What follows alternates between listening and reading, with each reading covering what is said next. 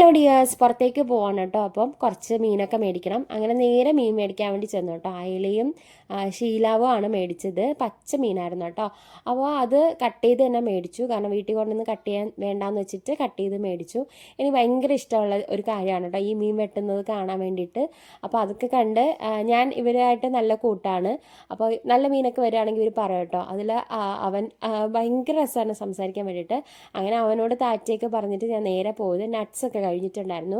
അങ്ങനെ നട്ട്സും കാര്യങ്ങളൊക്കെ മേടിക്കാൻ വേണ്ടിയിട്ട് അവിടെ പോയിട്ട് GKB എന്ന് പറഞ്ഞിട്ട് അവിടെ നിന്നാണ് മേടിക്കുന്നത്. അവിടെ നിന്ന് നേരെ ഞാൻ അമ്മേൻ്റെ വീട്ടിലേക്ക് വന്നു കേട്ടോ. അപ്പം പോകുന്ന വഴിക്ക് ഞങ്ങളുടെ വീടിൻ്റെ അടുത്ത് പുതിയ ഒരു ഫ്ലാറ്റ് ഓപ്പൺ ആയിട്ടുണ്ട്, ഇല്ലം എന്ന് പറഞ്ഞിട്ട്. അപ്പോൾ അതൊക്കെ കണ്ട് നല്ല രസമുണ്ട് കേട്ടോ ഫ്ലാറ്റ് കാണാൻ. അമ്മയുടെ അടുത്ത് വന്നു, കുറച്ച് നേരം സംസാരിച്ചിട്ട് നേരെ ഞങ്ങൾ വീട്ടിലേക്ക് ഇറങ്ങി കേട്ടോ.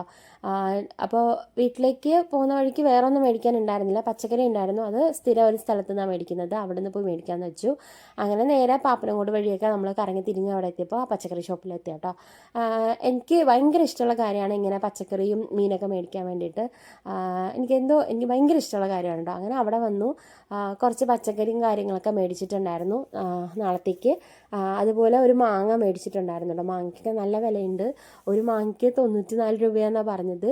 അങ്ങനെ ഒരു മാങ്ങ എടുത്തു. പിന്നെ കുറച്ച് പച്ചക്കറി ഒക്കെ മേടിച്ചിട്ട് ഞാൻ അങ്ങോട്ട് ഇറങ്ങി കേട്ടോ. തിരിച്ച് വന്ന ഉടനെ തന്നെ ഞാൻ മാങ്ങ അരിഞ്ഞ് ഉപ്പിലിട്ട് വെച്ചു കേട്ടോ. നാളെ ഞാൻ അച്ചാർ ഉണ്ടാക്കും.